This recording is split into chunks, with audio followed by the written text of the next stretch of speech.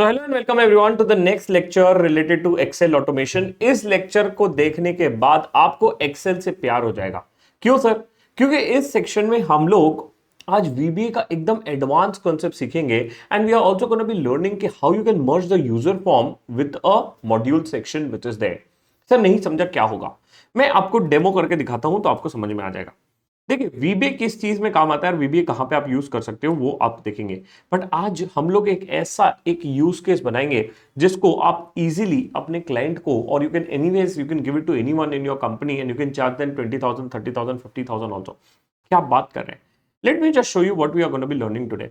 We are going to be learning, of course, how do you make this advanced tool where you can build out something like this. What is this, sir? This is a user form where you can enter the details of the assets and the things you have in your company. And as and when you are going to be putting the same, ये पूरा आपका एक accounting entry पूरा details enter हो जाएगा आपके FIR register में। तो मैं आपको समझाता हूं। देखो जनरली क्या होता है कि हम लोग एंड में सीखेंगे कि जब भी आप किसी कंपनी का एफआईआर बनाते हैं तो it is very manual and tedious task, right? तो काफी ज्यादा टाइम कंज्यूमिंग एक्सरसाइज होती है कि यार एक रजिस्टर बनाओ, डिटेल्स ऐड करो, वो सब चीजें ऐड करो और डिप्रिसिएशन कैलकुलेट करो, इनकम टैक्स के हिसाब से कैलकुलेट करो and every time you and up doing something wrong. अब इसका क्या सॉल्यूशन है? इसका सॉल्यूशन है VBA with a form option. वो आज हम लोग सीखेंगे by the end of a section कि यार भाई ऑटोमेटिकली डिप्रिसिएशन कैसे कैलकुलेट होगा।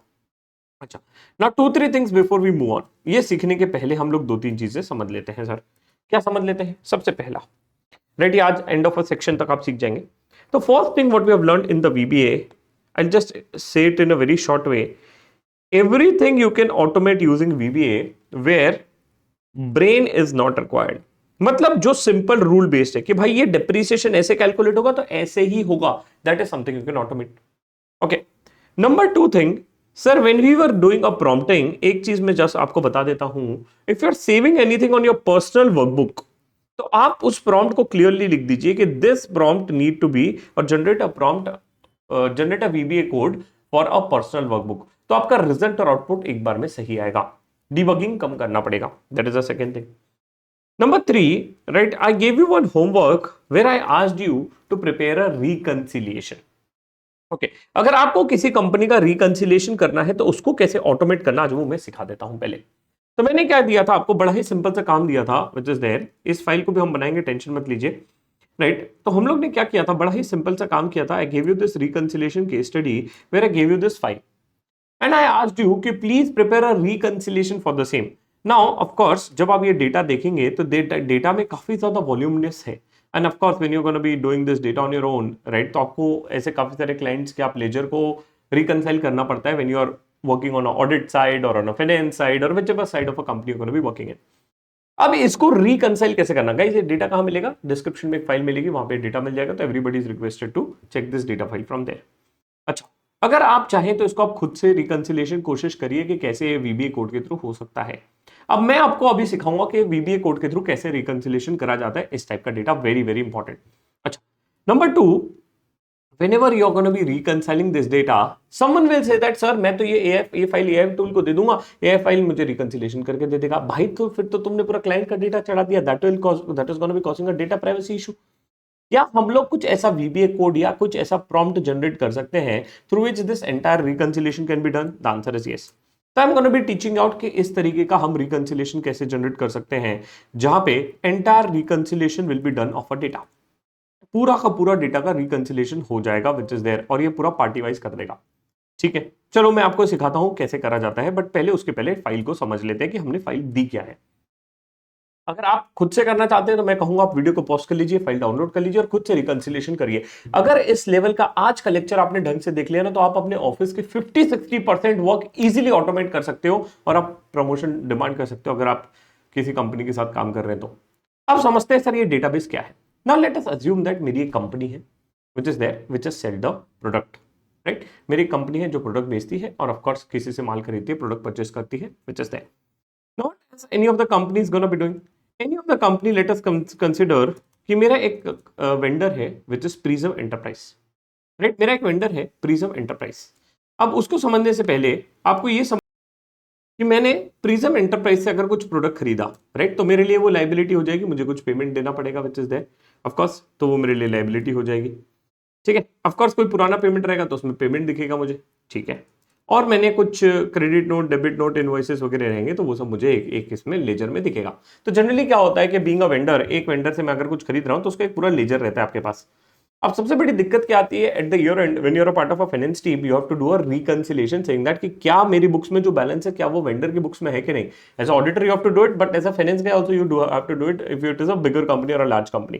तो होता क्या है कि generally it is a very tedious and manual process कि आप एक एक बैठ के वी लुकअप से मैच करेंगे, उसको मैचिंग करेंगे which is there. Now what is a common point here, generally दो तीन कॉमन पॉइंट मिल जाते हैं हर एक डेटाबेस में। जैसे कि हमने कॉमन पॉइंट यहाँ पे आप देख सकते हो कि या तो डॉक्यूमेंट नंबर मिलेगा, या तो वेंडर लेजर वेंडर आईडी मिलेगा, रेफरेंस नंबर मिलेगा, या कुछ तो इनवॉइस नंबर वगैरह कुछ ऐसे कॉमन पॉइंट रहता है कि जो वेंडर लेजर पे भी मिलेगा। तो मैंने मेरे वेंडर को बोला कि हे प्रिज्म एंटरप्राइज, तू क्या कर, तू अपना भी लेजर दे। जैसे कि अगर मैं देखता हूं तो इस केस में नेट बैलेंस आ रहा है, if you could see the sum section here, it is showing how much 2,46,078 which is there. और मेरे इसमें नेट बैलेंस कितना आ रहा है, मेरे इसमें नेट बैलेंस आ रहा है 9,000 नेगेटिव विच इज देयर। तो मेरे इसमें मेरे को कुछ पेमेंट ड्यू नहीं दिख रहा है विच इज देयर, है ना। ऑफ कोर्स इधर ओपनिंग बैलेंस नहीं डाला मैंने इसलिए थोड़ा नेगेटिव आ रहा है। बट यस, इसके केस में क्या दिख रहा है, वेंडर कह रहा है कि भैया आपसे पेमेंट मुझे पेंडिंग है। तो अब ये मेरे लिए बहुत दिक्कत वाला चीज है, ये it is very much painful task. इसके लिए डेटर्स हो गया ना, राइट। प्रिज्म एंटरप्राइज की बुक्स में उसके लिए वो डेटर्स हो गया, और मेरे लिए क्रेडिटर्स है। मैं बोल रहा हूँ कि मैंने पूरे पैसे दिए, वो बोल रहे आपने पैसे नहीं दिए। Now why there is a time difference, because हो सकता है प्रिज्म वाला ने बीआरएस नहीं बनाया, बैंक रिकंसिलिएशन स्टेटमेंट नहीं बनाया, because of which he is getting an issue. तो I have to reconcile anyways two of the files which is there. But how do you do the same, please ध्यान रखिए, इसको मैं आपको एक cheat code दे रहा हूं। जब भी आपको इस तरीके का डेटाबेस कुछ रिकंसिलिएशन ऑटोमेट करना है तो how do you do the same. What you should do, whatever the file you have to reconcile the same, pick the headers of all the file. उस फाइल के पूरे हेडर्स उठा लीजिए, ठीक है। और वो आप एआई टूल को दीजिए कि बोलिए कि भाई मेरी एक फाइल है जिसमें ये हेडर्स है। सेकेंड फाइल जो है, this is first file, this is second file. Second file के 10 हेडर्स है, उसके ये हेडर्स है। उसके बेसिस पे what you are gonna be doing, you are gonna be telling some common point कि क्या क्या कॉमन पॉइंट है इस फाइल्स में जिसके थ्रू हम रिकंसिलिएशन कर सकते हैं। चलो हम लोग देख लेते हैं क्या क्या कॉमन पॉइंट है इस फाइल में which is there, what all are the common points. ठीक है, चलो ग्रेट। सबसे पहले क्या हम डॉक्यूमेंट नंबर से वैलिडेट कर सकते हैं कि सर डॉक्यूमेंट नंबर से वैलिडेट कर सकते हैं? हाँ जी, देखो डॉक्यूमेंट नंबर वैलिडेट कर सकते हैं। क्या मैं वेंडर आईडी से वैलिडेट कर सकता हूँ? कि हाँ वेंडर आईडी से भी वैलिडेट कर सकता हूँ विच इज देयर। क्या मैं रेफरेंस नंबर से भी वैलिडेट कर सकता हूँ? क्या हाँ जी, मैं रेफरेंस नंबर से भी वैलिडेट कर सकता हूँ। और सबसे इंपॉर्टेंट मुझे वैलिडेट करना है अमाउंट लेवल पे। I have to validate on the amount level which is there. आप अमाउंट लेवल पे वैलिडेट करेंगे। क्या मैं क्लियरिंग रेफरेंस और क्लियरिंग डेट भी देख सकता हूँ? क्या हाँ, वो भी आप देख सकते हो which is there. And if you have to ensure reconcile, आप डेट वाइज भी आप डिफरेंशियल डाल सकते हो विच इज देयर। तो मैंने जो और एक ऑटोमेशन टूल बनाया, मैंने क्या किया है, एक टॉलरेंस लेवल बना दिया कि भाई मान लो कि अगर कोई अमाउंट ₹0 से ज्यादा का डिफरेंशिएशन रहा, और जब मैं इस मैक्रो को रन करूंगा, जब मैं इस रिकंसिलिएशन को रन करूंगा, what is gonna be happening, मेरा पूरा का पूरा रिकंसिलिएशन आ जाएगा रिलेटेड टू दैट पार्टी। मैं आपको फिल्टर करके देता हूं, है ना, रिलेटेड टू दैट पार्टी, है ना, रिलेटेड टू दैट पार्टी। और वो बता देगा कि भाई कौन सी इनवॉइस मैच हुई है, कौन सी इनवॉइस में कितने का डिफरेंस आ रहा है। अगर डिफरेंस है तो ये टॉलरेबल लिमिट के से ब्रीच कर रहा है कि नहीं, ये सारा का सारा मैक्रो ने मुझे करके दिया है।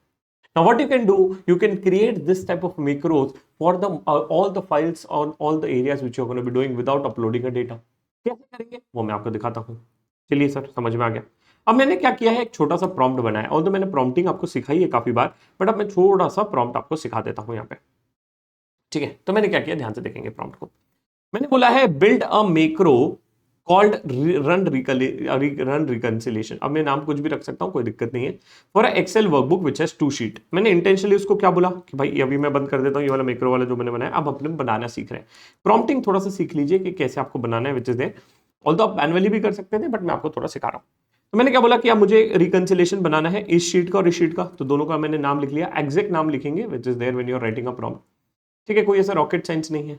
फिर मैंने बोला जर्नल लेजर हेडर्स के क्या क्या है, मैंने उसके पूरे हेडर्स दे दिए कि भाई देखो इस लेजर के पूरे हेडर से यहाँ से कॉपी करने का, पेस्ट कर देने का, वो आ जाएगा।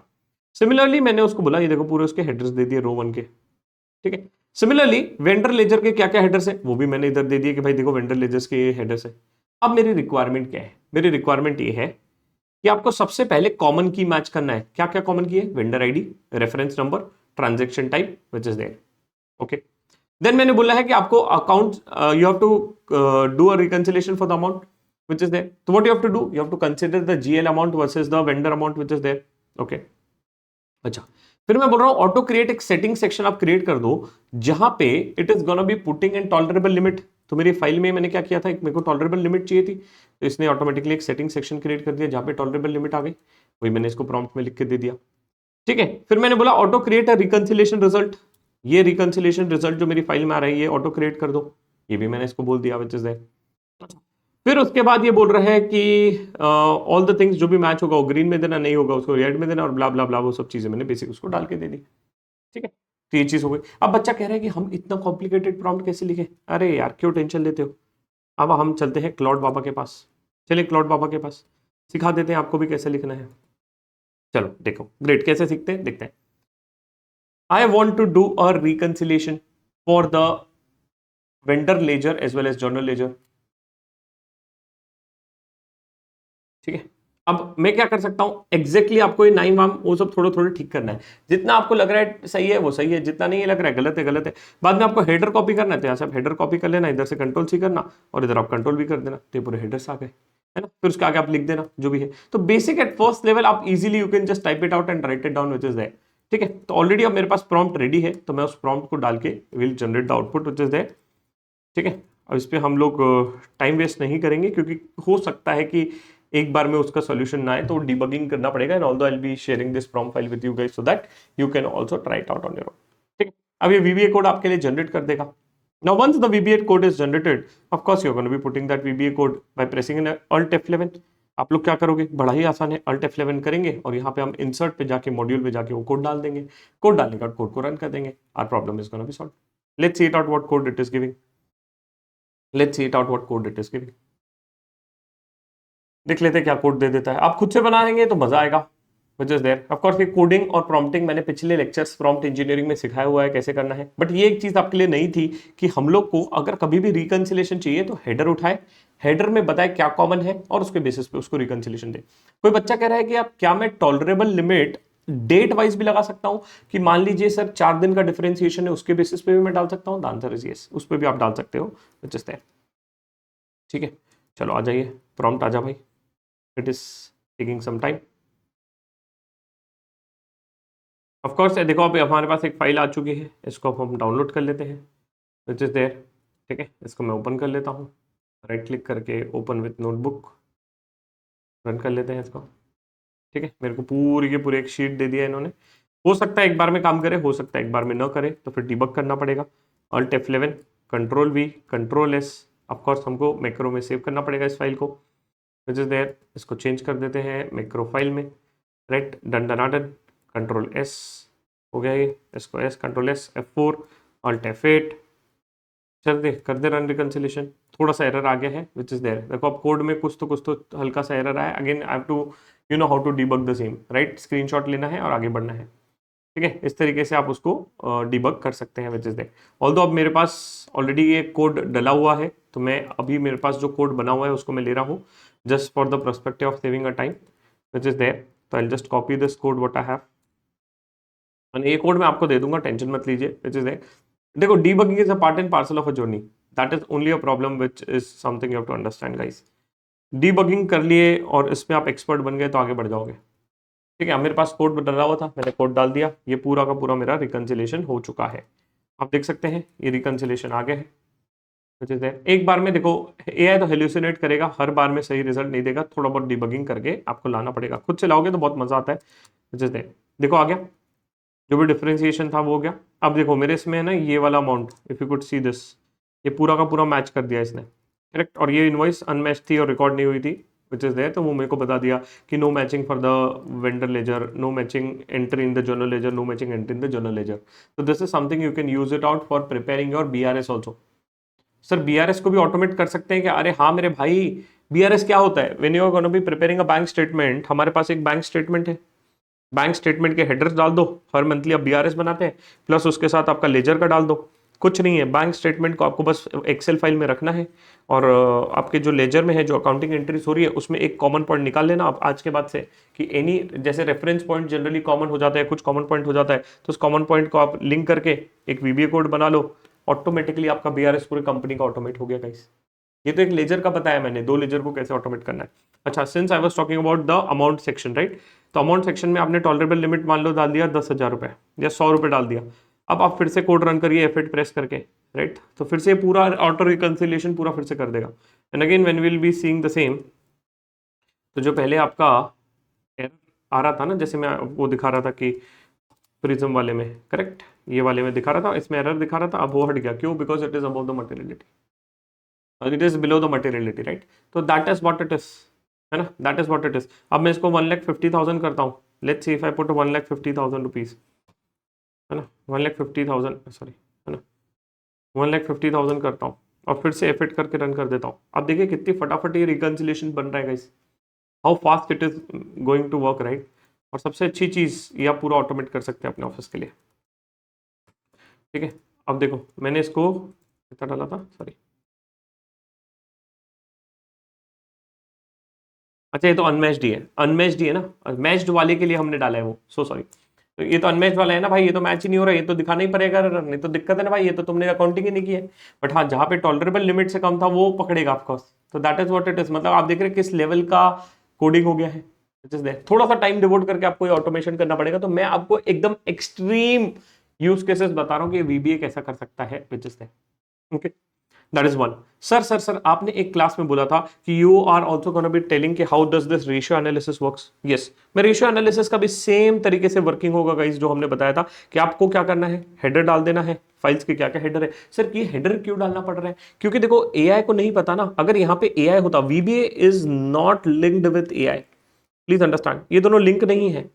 अगर हम इन दोनों को लिंक कर दे, ये होगा लेवल 2 में सिखाऊंगा कि how do you link your VBA with AI, end of course that can be possible, right. ये बट थोड़ा सा 1-2 साल और लगेगा इसको कि अपने आप ये कोड अपडेट हो जाए और अपने आप ये चीजें हो जाए। ये आएगा और जिस दिन आएगा नौकरी खा के जाएगा सबकी। क्यों? क्योंकि कोड अपने आप अपडेट हो जाएगा और आपके लिए चीजें आसान कर देगा। अभी क्या हो रहा है, वीबीए को पता है कि ये 4 कॉलम है, ये 4 कॉलम पे ही वो वर्क करेगा, इसी पैटर्न में वर्क करेगा। That is only a problem here. But अगर जिस दिन वीबीए और ये एआई मर्ज हो गया, ऑफ कोर्स क्लाउड इंटीग्रेशन हो गया अभी एक्सेल में, अगर आप मेरा एक्सेल देखेंगे तो यहाँ पे क्लाउड इंटीग्रेट मैंने करके रखा है, तो दैट इज देयर, है ना। तो इस पे हम काफी सारे कोडिंग्स करेंगे लेवल 2 पे जो आप समझेंगे, but that is something you have to understand. Number 2, right, sir आपने कहा था कि हम लोग रेशियो वाला भी करेंगे, तो रेशियो वाले का मैं आपको कोड दे दूंगा, आप खुद से रन करके देखिए। थोड़ा सा डीबगिंग वगैरह करना पड़ेगा, of course it takes time, है ना, आपको थोड़ा सा टाइम देना पड़ेगा, और जैसे आप टाइम देंगे आपको एक आउटपुट तुरंत मिल जाएगा बच्चे से। ठीक है guys, done done done. Now coming to the very advance use case which is related to forms. सिर्फ फॉर्म वाला क्या चक्कर है जो आप स्टार्टिंग में बता रहे थे, वो मैं आपको दिखाता हूं, जिससे आपको देख के मजा आ जाएगा। इसको मैं करता हूं बंद, ये कोड आपको डिटेल्स में मिल जाएगा डिस्क्रिप्शन के। ओके सर, अब समझते हैं हम फॉर्म का सेक्शन क्या है। सबसे पहले let me open the Excel file. Now what is something I am gonna be teaching out, see it very carefully. Excel में जब हम देखते हैं एक और फीचर है, that is a feature for and form. यहां पे आप फॉर्म एडिट करवा सकते हैं और फॉर्म डाल सकते हैं। सर मतलब क्या? मतलब ये होता है कि आपको अगर कोई डेटाबेस एंट्री करवाना है, या अगर आपको कोई चीजें एंटर करवाना है मैनुअली, तो ये आप करवा सकते हो और उसको आप वीबीए से भी मर्ज कर सकते हो। सर पहले यूज केस समझाओगे तो मजा आएगा। चलो यूज केस हम लोग फिक्स एसेट वाले का ही लेके समझते हैं। मैंने ये फाइल ओपन कर दी, ध्यान से देखेंगे आपको मजा आ जाएगा और आपको मोटिवेशन भी आएगा सीखने का। ठीक है, ध्यान से देखेंगे। मान लीजिए मैंने एक कंपनी है, मेरी कंपनी है जिसमें मैंने एक कोई फिक्स एसेट खरीदा। मान लीजिए I have purchase the fix assets related to plant and machinery, plant and machinery खरीदा। उसकी कैटेगरी ये ड्रॉप डाउन से आ गई अपने आप। Again you can make this type of form such is there. कौन सी मशीनरी खरीदा, मेरे पास ऑप्शन है, मैंने इसमें टूल्स एंड डाइस खरीदा है। मान लीजिए मैंने 1 मार्च को खरीदा है, which is there. Invoice number है सीए मॉन्ग से खरीदा है, तो 23012 कुछ भी डाल देते हैं अभी। सप्लायर नेम है सीए मॉन्ग। कस्टोडियन मान लो है शिवम, शिवम के पास रहेगा, Shivam Palan will keep this plant and machinery. कौन सा डिपार्टमेंट का बंदा है ये फाइनेंस का बंदा है, क्योंकि आप देखिए इस लेवल का हमको एफएआर में अकाउंटिंग रिकॉर्ड करना पड़ता है। तो इस तरीके का आप शीट बना के दे सकते हो अपने एफएआर के बंदे को।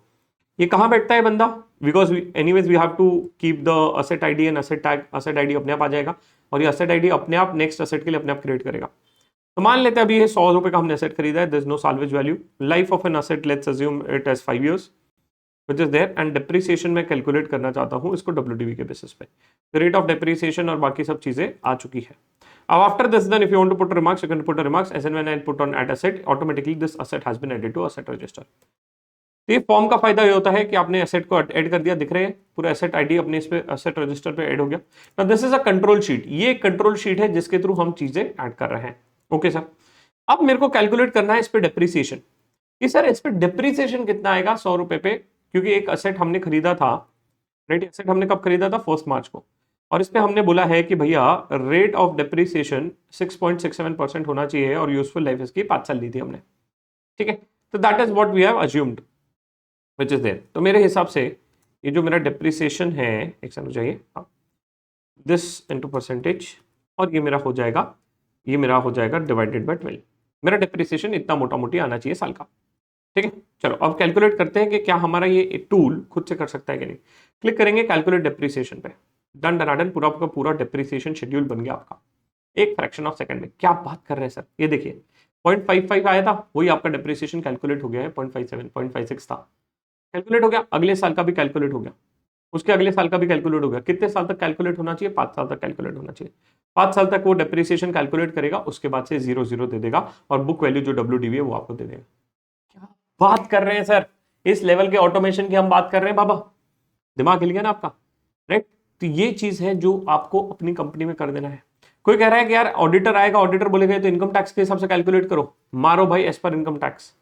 क्लिक किया, इनकम टैक्स के हिसाब से इस पे हाफ रेट लगेगा। अपन इसमें आप इसको ब्लॉक वॉक डिफाइन कर सकते हो उसको कि भाई ये ब्लॉक है, ये ब्लॉक इस पे पड़ेगा, ये ब्लॉक इस पे बैठेगा। तो मैंने बोल दिया कि 15% एज पर इनकम टैक्स है, एडिशनल डेप्रीसिएशन भी मैंने डाल दिया इस पे, ठीक है। अब इसका देखो इनकम टैक्स के हिसाब से डेप्रीसिएशन और जो भी है इसका पूरा कैलकुलेट हो गया। मान लेते हैं, चलो अब इसको मान लो मैंने कुछ डेटाबेस में चेंज किया, मैंने बोला नहीं नहीं यार ये तो टाइपो मिस्टेक हो गई, असेट 1000 रुपए का है, राइट, और लाइफ जो है इसकी 10 साल है, ठीक है। और WDV पे नहीं, हमको SLM पे करना है अभी, SLM स्ट्रेट लाइन मेथड पे डेप्रीसिएशन करना है, SLM पे, ठीक है। और रेट ऑफ डेप्रीसिएशन तो ले ले 10%, रेट ऑफ डेप्रीसिएशन तो ले ले 10%, ठीक है। तो that is what I have done. अब कुछ नहीं करना है, मैंने डेटाबेस को अपडेट कर दिया मेरे FAR रजिस्टर में, फिर से क्लिक कर देंगे कैलकुलेट डेप्रीसिएशन, आपका डेप्रीसिएशन पूरा कैलकुलेट हो जाएगा based on the same. Sir first year का कितना आना चाहिए? कुछ नहीं है, देखो फर्स्ट ईयर का इतना आना चाहिए डिवाइडेड बाय 10, ये मेरा 1 साल का हुआ, राइट। अब डिवाइडेड बाय 12 कर दो, 8.33। क्या मेरा 8.33 आया है? करेक्ट, उसी के आसपास आपका आ गया। ये नंबर ऑफ डेज के हिसाब से किया आपने, पूरा मंथ से डिवाइड किया। आइडियली आपको डिवाइडेड बाय 365 इंटू दिस वो सब करेंगे ना, तो उतना ही आएगा, 365 इंटू दिस इंटू 31, है ना। करेक्ट आ गया, हमने पूरा का पूरा एक्यूरेट, जबकि हमारा डेप्रिसिएशन एज पर वर्किंग ज्यादा शानदार आया भाई। मानते हो कि नहीं मानते हो? That is what I am trying to teach you guys. इस लेवल का आप ऑटोमेशन कर सकते हो यूजिंग एक्सेल VBA। इंसानों का जरूरत खत्म हो जाएगा, मेरे को तो लग रहा है कुछ समय में यार, हाँ इंसानों का जरूरत कुछ समय बाद खत्म हो जाएगा, जहां पे दिमाग नहीं लगाना है, क्योंकि ये सब AI खा गया भाई। हम लोग पहले कितना कितना वर्किंग करते थे।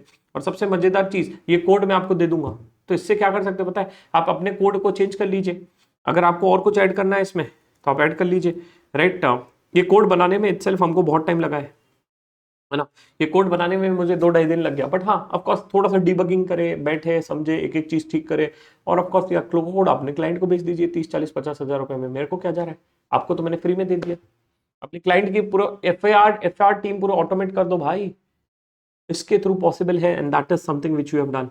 ओके, व्हिच इज देयर, समझ रहे हैं क्या? तो आप भी करिए, बढ़िया से मजा आ जाएगा। समझे कि नहीं समझे गाइस? चलो तो पहले सीखते हैं ये फॉर्म वाला कंसेप्ट क्या है, कैसे फॉर्म्स बनाए जाते हैं, कैसे रन किया जाता है, और कैसे आपको क्रिएट करना है। एंड टू एंड मैं नहीं सिखा पाऊंगा क्योंकि मेन है डीबगिंग का thing which is there, but हाँ मैं फॉर्म क्रिएशन आपको सिखा देता हूँ कैसे वर्क करता है। चलो अब आ जाते हैं एक्सेल में, अब आपको मजा आएगा सीखने में भी। चलो एक्सेल पे चलते हैं। एक्सेल में there is one concept of a form. What is the concept of a form sir? जैसे मैं Alt F11 प्रेस करता हूँ, I can also insert the form here. और जैसे मैं इधर फॉर्म इंसर्ट करता हूँ, कुछ चीजें आप समझ लीजिए फॉर्म की। The first thing is that if I have to update this name, यहाँ पे जैसे ही मैं आप नेम सेक्शन दिख रहा है, यहाँ पे जैसे ही आप इस नेम सेक्शन पे इसको अपडेट करेंगे, the name of the form is gonna be updated here, है ना। जैसे कि आई विल से शिवम पलन, है ना। ये फॉर्म का नेम इधर अपडेट हो गया, can you see this out, ये फॉर्म का नेम इधर से अपडेट हो गया, ठीक है sir. That is first.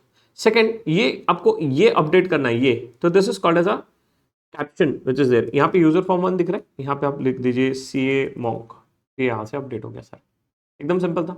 Yes, okay. Now let's say if I have to again do one simple thing, what one simple thing sir you have to do? Sir मुझे यहाँ पे मान लीजिए कुछ फॉर्म बनाना है। लेट्स से मुझे यहाँ पे एक जैसे हमने फॉर्म बनाया था ना, वो ये आप उससे भी बना सकते हो, है ना।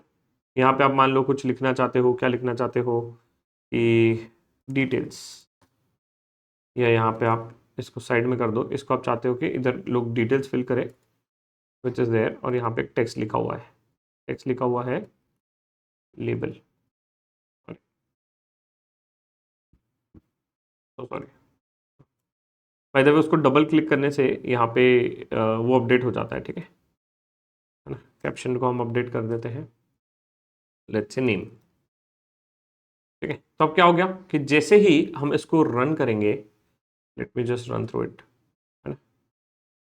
जैसे ही हम इसको एक्शन है, इसको सेव करना पड़ेगा मुझे पहले, I have to save this file, whenever you have to create a form you have to save this file into again the same macro file, क्योंकि वो उसके लिए रहेगा। तो मैं इसको कह देता हूँ user form 1, user form 1 file को सेव कर लेते हैं। ध्यान से देखेंगे मैं कर क्या रहा हूँ, है ना, यूजर फॉर्म 1, ठीक है, यूजर फॉर्म 1। अब क्या होगा दोस्तों, ध्यान से देखेंगे। तो जैसे ही मैं अपने ये यूजर फॉर्म 1 को, इसको मैं अब रन करता हूँ, तो मेरे को ये फॉर्म दिखने लग गया। Can you see this out? बस इसी प्रकार से जैसे पहले फॉर्म क्रिएट होता था ना, यहाँ पे मैं शिवम पल्लव लिखूंगा, अब यहाँ पे बटन डालना है तो मैं बटन डाल सकता हूँ। तो ये सब चीजें हैं ना, पहले लोग मैनुअली करते थे एक एक कोडिंग के थ्रू गाइस, राइट। एक एक चीजें लोग मैनुअली करते थे कोडिंग के थ्रू। अब मान लीजिए मुझे यहाँ पे बटन डालना है कोई, है ना, कि टॉगल बटन डालना है, यहाँ पे कोई सबमिट का बटन डालना है, जो आपको मैंने फॉर्म दिखाया ना, यस। तो यहाँ पे आपको टॉगल बटन 1 दिख रहा है। अब मुझे इसको चेंज करना है, राइट। कैप्शन पे जाके आप चेंज कर दीजिए सबमिट, है ना। तो इसको आप सबमिट कर दीजिए तो सबमिट हो जाएगा, which is that. But of course मैं चाहता हूं कि जो भी डेटा कैप्चर एंट्रीज होगी, डेटा कैप्चरिंग होगी, वो ऐसे हो। This can be done through a combination of a user form and a macro which is there. ये सब मैनुअली हम लोग पहले करते थे। अच्छा, वन मोर थिंग, जैसे आप इधर यहाँ पे डबल क्लिक करेंगे, ये उसके अंदर चला जाएगा, फॉर्म के कोड के अंदर। आप getting it what I am trying to say? तो जैसे आप इसको डबल क्लिक करते हैं, राइट, डबल क्लिक करते हैं तो वो यूजर फॉर्म के अंदर चला जाता है, ठीक है। तो that is what you have to understand. Okay sir, अब हमको क्या करना है ये बताइए, ताकि हम चीजों को ऑटोमेट कर सकें। तो हम लोग क्या करेंगे, एक सिंपल सा यूजर फॉर्म क्रिएट करेंगे, ठीक है। पहले मैं आपको क्या कर रहा हूं, ये यूजर फॉर्म कैसे क्रिएट करना, same you have to go to AI tool and do and use a step by step method. कैसे sir? Let me show you a demo, let me show you a demo which is there, let me show you a demo. मान लीजिए हम इधर आ जाते हैं Claude पे, इसको मैं बोलता हूं I want to create a simple user form where I will be also putting a macro using a VBA. Can you please let me know, can you do this or can you create the user form using a macro in VBA? Just answer it to me in yes or no. तो पहले मैं क्या कर रहा हूं, उसका contact set कर रहा हूं। भाई मैं VBA के थ्रू एक सिंपल यूजर फॉर्म बनाना चाहता हूं, विच इज देयर। वो बोलता है कि मैं बना सकता हूं, ठीक है। अब मैं उसको बोलूंगा ask me a relevant questions which you feel are important when I'm creating a user form.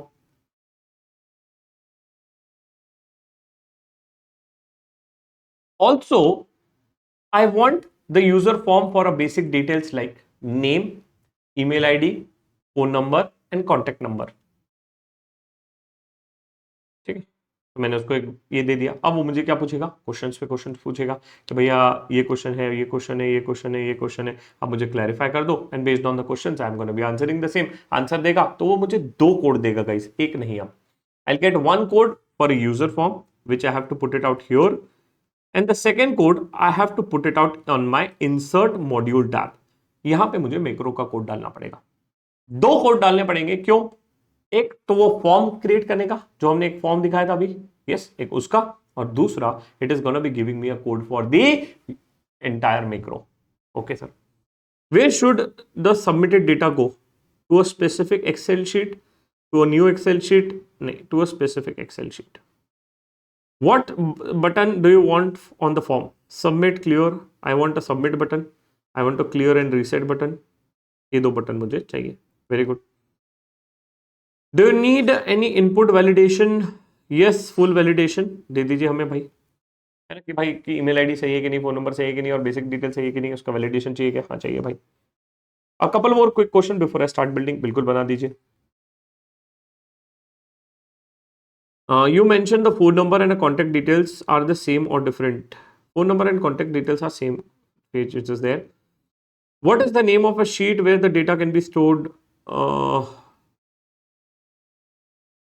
Sheet one ही रख देते हैं अभी के लिए, हम लोग क्रिएट कर रहे थे। Should I create a macro enabled file with a built in? No, just give me a VBA code, इसको मैं बोल देता हूँ, just give me a VBA code as well as the form code so that I can copy paste the same in my Excel file which is there. This code should work on any of the Excel files which are there.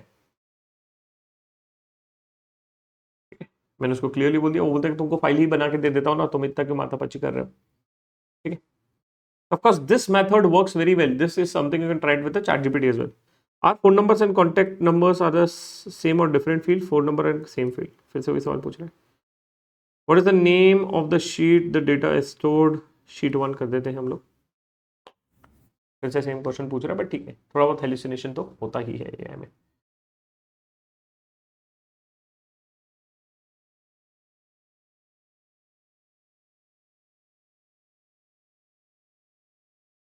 चलो बढ़िया है, अब code दे दे भाई फटाफट।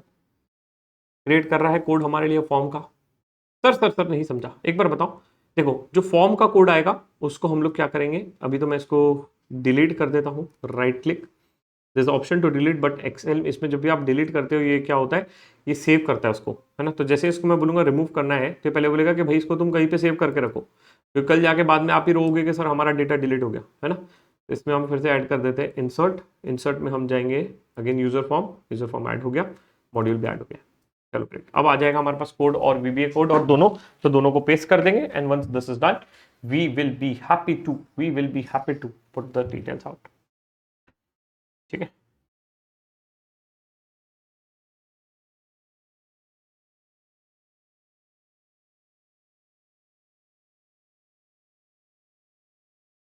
तो जैसे ही आप ये रन कर लेंगे आपको दो कोड दे देगा विच इज देयर, है ना। तो मैंने कोड अब डाउनलोड कर लिए हैं, फॉर्म कोड, तो ये मेरा फॉर्म का कोड है, इसको मैं कर लेता हूँ कॉपी, और हम लोग अब चलते हैं हमारे यूज़र फॉर्म के अंदर, इसको कर लेंगे कॉपी और कर देंगे पेस्ट, कंट्रोल एस कर देंगे तो सेव हो जाएगा। Go to module section, module का कोड उठा लेते हैं which is there, control C, control V, control S कर दिया हमने, इसको सेव। अब इसको कर दो close, alt F4, alt F8, open form करेंगे रन। कुछ तो एरर आ रहा है, देख लेते हैं, उसको डिबग कर लेते हैं विच इज़ देयर। अच्छा, आई थिंक इसमें मुझे रीनेम करना पड़ेगा इस फाइल को, फॉर्म को, बिकॉज वो फॉर्म क्लियरली बोल रहा है फ्रॉम स्टूडेंट एंट्री। इस फॉर्म को हम रीनेम कर लेते हैं यहाँ पे विच इज़ देयर, वहाँ गया हमारा कैप्शन सेक्शन,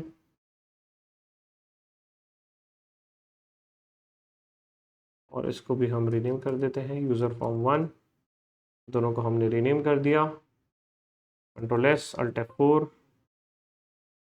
अल्ट F8, अब रन करके देखते हैं। अब आ गया हमारा फॉर्म। रीनेमिंग बहुत जरूरी था क्योंकि वो रीनेम नहीं किया था, उस उधर उसने क्लियरली बोला था कोई रीनेमिंग का इशू है विच इज देयर। अब मान लो मैं डेटा एंट्री कर रहा हूँ, तो क्या आप देख रहे हैं कि जैसे ही डेटा एंट्री हो रहा है यहाँ पे एंट्री आते जा रहे हैं, नेम, ईमेल आईडी है मान लो मेरा फलन शिवम 8@gmail.com, मेरा कोई भी नंबर डाल देते हैं रेंडमली। इसमें आप वैलिडेशन भी डाल सकते हो कि only 10 digit should be there. Batch का ड्रॉप डाउन दे दिया है तो मैंने बैच का ड्रॉप डाउन डाल दिया, जैसे सबमिट करूंगा तो सबमिट हो जाएगा, राइट। और ऑटोमेटिकली अब वो टाइम स्टैम्प भी पकड़ लिया कि what time the entry is done.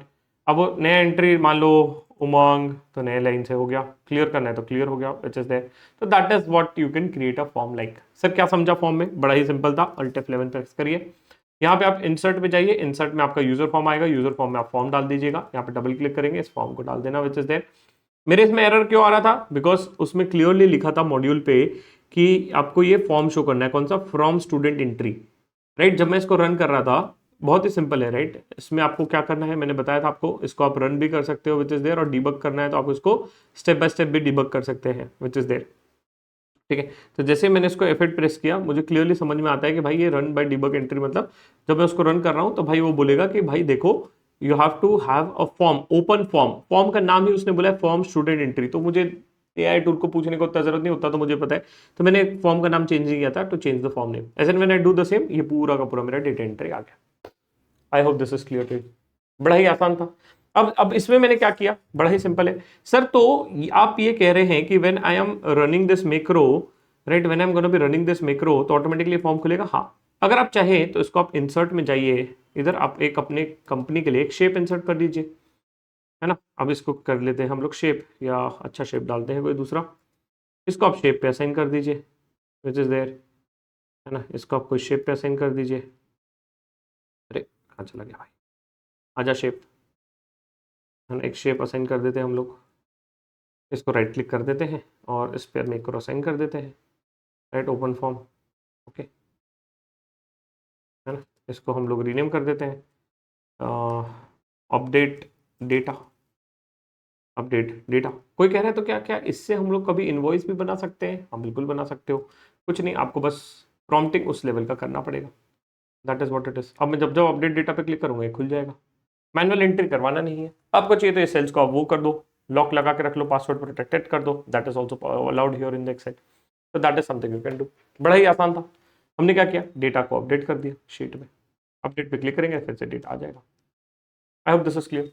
तो सर ये एक्सेल का जो ये मैक्रो था, तो ये मैक्रो क्या कर रहा था भाई, ये जो मैक्रो हमने मॉड्यूल में डाला, ये मॉड्यूल सबसे पहले तो उसको ओपन किया, राइट। फिर उसने क्या किया, बेसिक चीजें इंश्योर किया कि जो भी डेटाबेस है that is gonna be stored in the file which is there, and इसने बोला ना create the headers if missing, तो मेरी फाइल में हेडर्स मिसिंग था, तो उसने क्रिएट, मैक्रो ने अपने हेडर्स क्रिएट कर दिया, राइट। तो ये सब चीजें आप लोग कर सकते हो इसके थ्रू, खुद से करिए, छोटा सा यूज केस है, मजा आएगा, विच इज देयर। चलो अब आगे बढ़ते हैं नेक्स्ट यूज केस पे। नेक्स्ट यूज केस पे बढ़ते हैं, सबसे इंपॉर्टेंट वाला, सबसे इंपॉर्टेंट वाली यूज केस पे बढ़ते हैं। अब मैं फिर से नई एक्सेल फाइल ओपन कर लेता हूं। मैंने क्या किया है, I have created this fix asset का कोड फॉर यू गाइस। ये कोड मैंने आपके लिए क्रिएट करके रखा है। सेम आपको अब डिप्लॉय कैसे करना है वो चीज अब मैं आपको सिखा देता हूं, है ना, कि इस कोड को आप कैसे रन कर सकते हो, इस कोड को आप कैसे चेंज कर सकते हो, वो चीज आपको मैं सिखा देता हूं। क्या इस कोड को आप खुद से बना सकते हैं? हाँ, जो मैंने आपको मेथड सिखाई है पिछले 2 लेक्चर्स में, उसी को यूज करना है। अगर आपको अपडेट करना है तो इस कोड को आप क्या करना, अपलोड करना है, इस कोड को आप कॉपी करना, and whichever AI tool you are going into, मान लीजिए चैट जीपीटी में जा रहे हैं, तो इस कोड को आप पहले अपलोड कर दो, और फिर उसको बोलना कि भाई इसमें मुझे ये चेंजेस करके दे दे, क्योंकि आपको पूरा कोडिंग नहीं आता ना, राइट, और मुझे भी नहीं आता, बट यस एआई टूल को तो आता है, तो you can put that code in the AI tool and it can ask the AI tool. Sir तो कैसे करेंगे, बड़ा ही सिंपल है, सबसे पहले कर दो फाइल को सेव।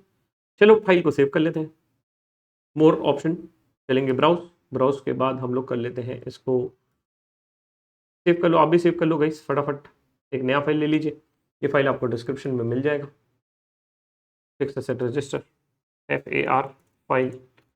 अच्छा ये क्लाइंट को दे देना याद से, ठीक है, और दे देना तो पैसे भी ले लेना क्लाइंट से, मैंने तो आपको फ्री में दे दिया।